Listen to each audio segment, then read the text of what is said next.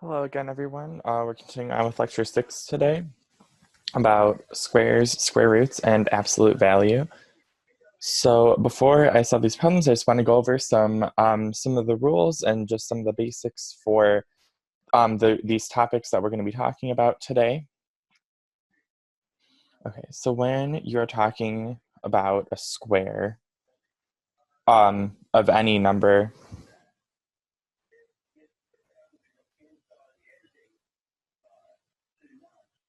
you're essentially just talking about multiplying a number to itself. So say for any number a squared is just a times a for any number.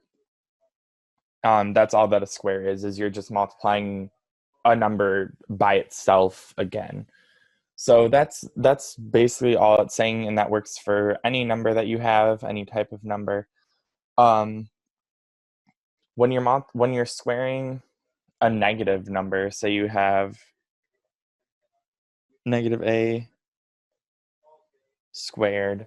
And this parenthesis here is important because that means that like this whole number, the negative included, is getting squared. And then this, in this case, it's just negative a times negative a, which we know from previous lectures that a negative number times a negative number is a positive number. So we're going to end up with positive a squared at the end. So that's how you multiply a negative number together. On the other hand,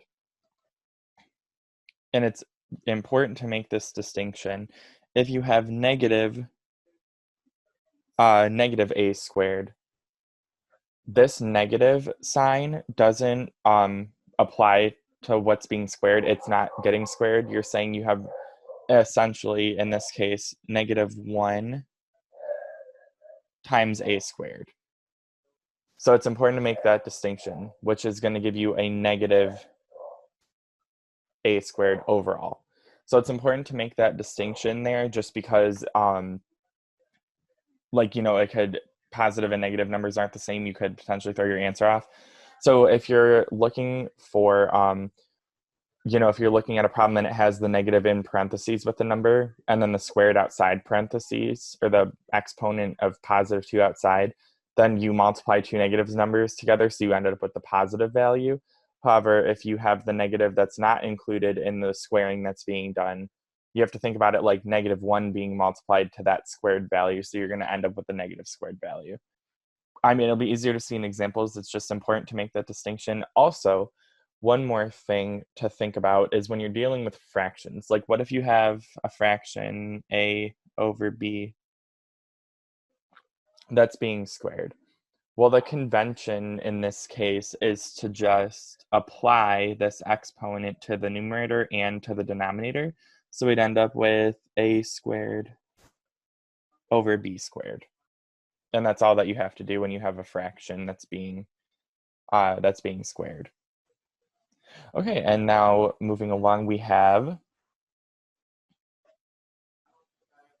square roots.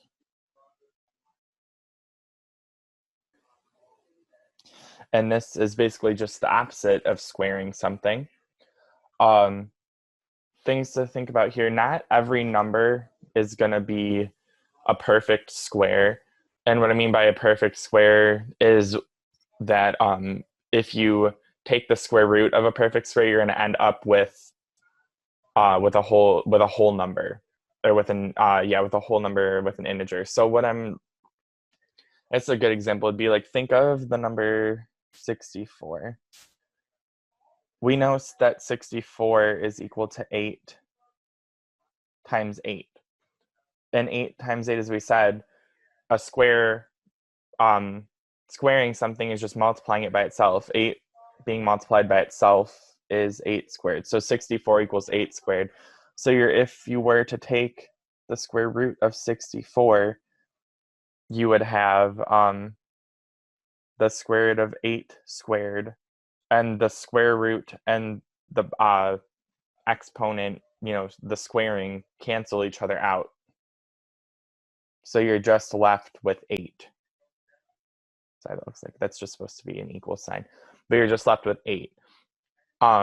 That's the case, like if you can break any number into, or like, you know, if a number is like 64 is some other number times itself. Another square you can think of is like 36, because we know that equals 6 times 6, which is equal to 6 squared. And, you know, you can get perfect squares just by multiplying the, you know, in it, like, you know, the positive integers by themselves. Like if you do 1 squared, that equals 1. 2 squared is 2 times 2, which is 4. 3 squared is 3 times 3, which is 9. 4 squared is 4 times 4 is 16, so on, you know, up even to any number. Like 11 squared is 11 times 11, which is 121, and so on and so forth. Like these numbers here, like the 1, 4, 9, 16, and so on up to however long you want to square numbers for, all of those numbers are perfect squares because they can be broken down into some smaller number times itself. And that's the idea behind taking a square root of something. Like taking the square root of a perfect square is if you know that it can be broken down into, or it can be represented by some number squared, then the answer when you take the square root is just going to be that number. And then another thing to think about when you're taking square roots, if you have the square root of a fraction of any two numbers, say the square root of the whole fraction a over b, to make this simpler and solve it and evaluate it, this would be the same thing as saying the square root of a over the square root of b for any two numbers. So say you had like the square root of 4, we'll say 81st.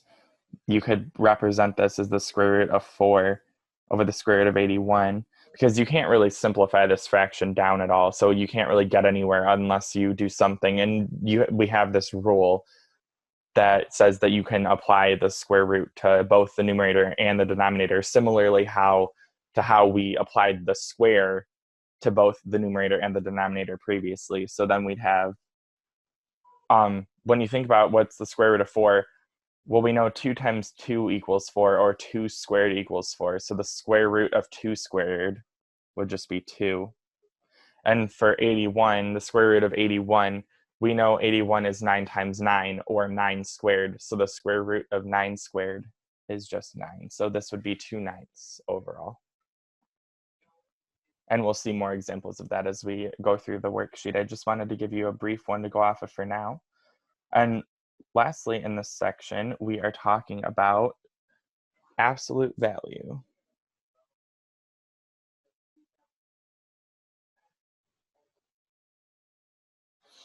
And you may have seen like an absolute value thing before. It kind of just looks like a number is inside a hut or like some walls like this, or like, you know, if you want a physical number like the absolute value of 16 or the absolute value of -5. All these bars denote is the distance from 0.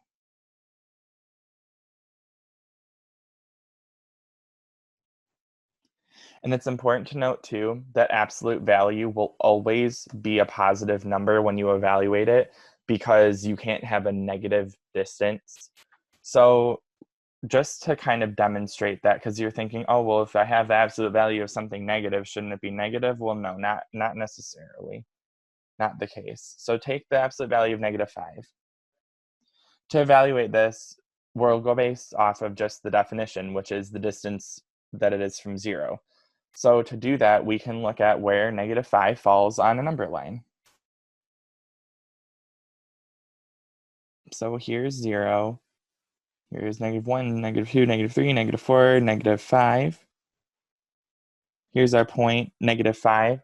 So we can see that it's 1, 2, 3, 4, 5 places from 0, or it is 5 units from 0. There's a distance of 5 here, of positive 5, when you're describing it as a distance, because we're not necessarily like counting down to -5. We're figuring out how far away it is from 0 when we're taking the absolute value. So the absolute value of -5 would be 5, because it's 5 units away from 0. And it's important to note too that this is the same as the absolute value of 5, because if you were to count up to 1, 2, 3, 4, 5, it's the same. It's 1, 2, 3, 4, 5 away, 5 units away from 0 as well, just in the positive direction instead of the negative direction. But when you're talking about distance, it doesn't matter what direction you're going in, it's still a distance. And that's how you have to think about it. It's just the distance. So it's going to be the positive number. So the absolute value of -5 would be positive 5.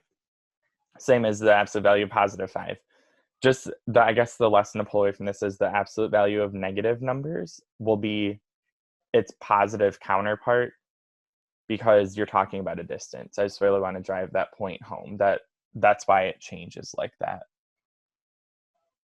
Okay, so now that we did that, we can get into some of these problems. I'm sorry, number 3 has a small typo, but I'll get to that when we get there.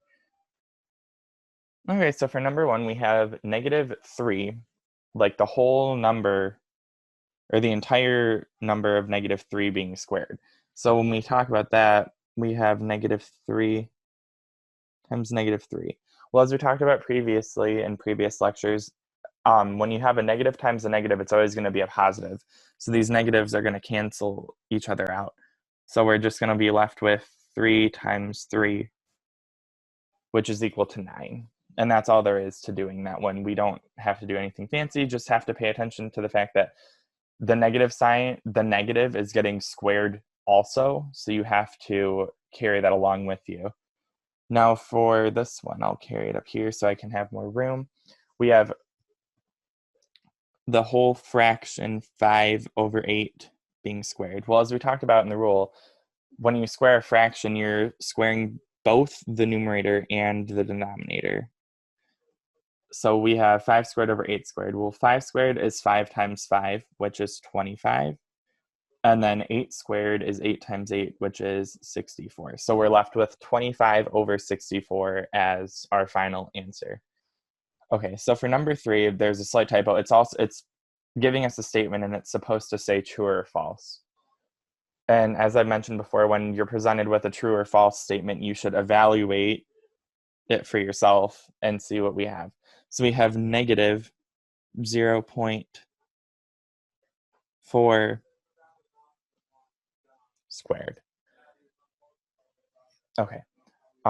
Real quick before I go through this too. Yeah, whenever you multiply decimals together, especially like when you square them, or in any other application, I should have mentioned this down here. We'll do a quick example. So say you have like 0.2 times 0.3.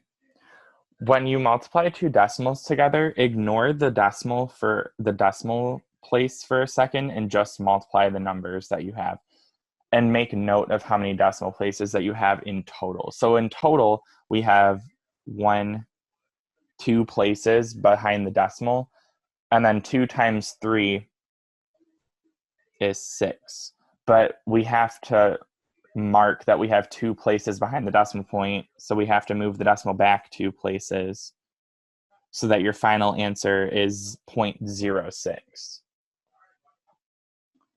So when we and because if that's a little confusing, think about like when we multiply fractions together. When you multiply parts, like, a portion of the whole number, or the part of a whole together, you're going to get a smaller like a smaller part of a whole. When you multiply something that's less than 1, or 2 things that are less than 1 together, generally you're going to get something that's smaller when you multiply it together. because you're multiplying a part of a whole by another part of a whole, so you're portioning it out even more. Okay, so okay, we're in the right color already. When we have this, we have negative 0.4 squared, which is the same thing as saying negative 1. Oh, goodness, I don't know why my pen started messing up there. Negative 1 times 0.4 times 0.4. Okay, so first of all, we need to make a note of how many decimal places we have. We have 1 and 2. Two total decimal places behind the decimal point. And then 4 times 4 is 16. So we have this is negative 1. And then we have 116, but we have 2 places behind the decimal point, so we have to move that decimal point back 2 places, so we have 0.16, 0.16. And so our final answer is negative 0.16. So this is true. And that was just because of what I noted before. This negative sign in front of the 0.4 squared is separate. And following order of operations, we have to evaluate the exponent first, which means that we have to evaluate the 0.4 squared before we apply the negative. Or also just think about it like I did it, where you think about this as negative 1's being multiplied to the 0.4 squared. That's different from number 1, and it's important to note that it's different from number 1 because this negative 3 is in parentheses, indicating that the negative is also being squared with the 3. So that's why you would you'd like think about those differently. Okay, moving along, we have the square root of 121. So when you think about that, we want to think about, is 121 a perfect square? Can we break it down into some number times itself? Well, if we think about it,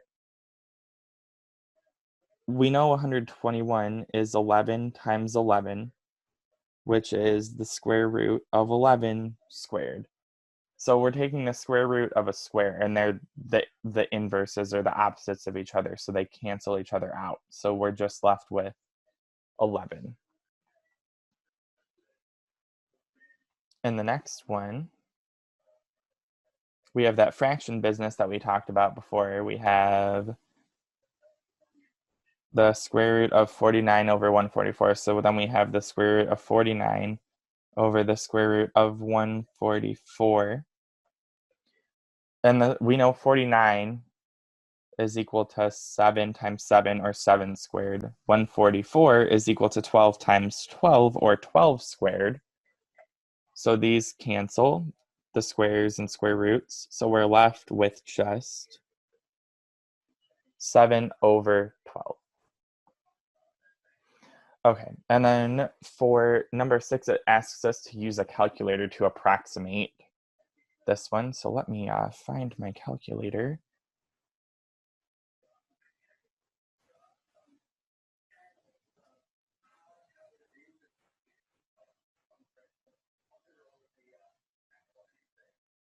Oops, sorry, hold on. It didn't let me get my calculator out.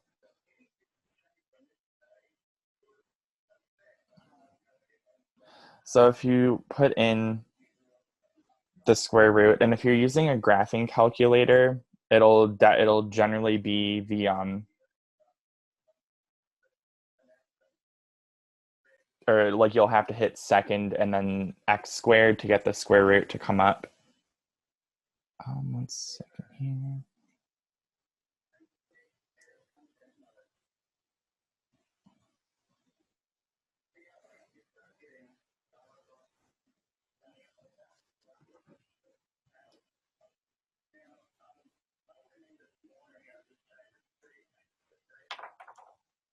Sorry for the delay. My calculator is being slow with me right now.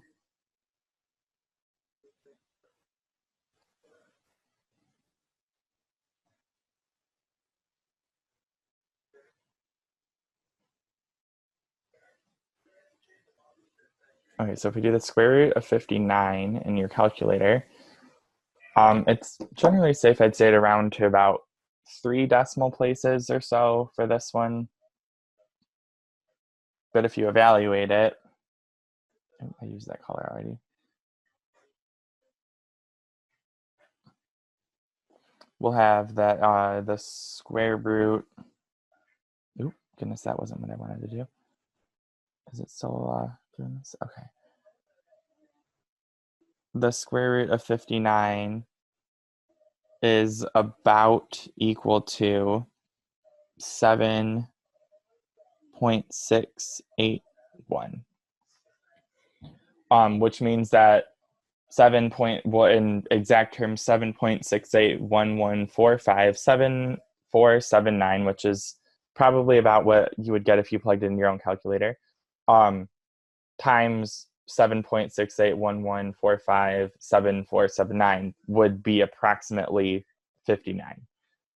That's what it's saying. It's just 59 is not a perfect square, so you're not going to get a whole, a positive integer answer. You're going to get some probably, rational or even irrational number, which is okay. It's just can't be represented as whole number, which is why you would evaluate with a calculator to get a more exact answer than you could just by doing it by hand or, from your own personal knowledge. And the last one is supposed to also say true or false. My apologies. That one was supposed to be included.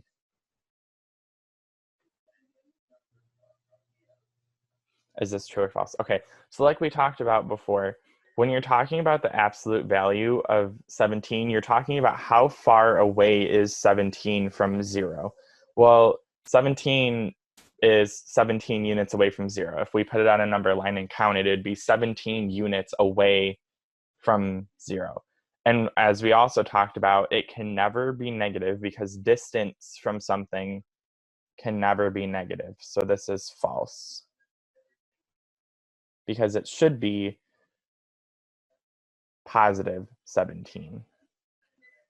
The absolute value of something, of a number, will always be a positive number because you're talking about the distance away from 0. That's what absolute value is.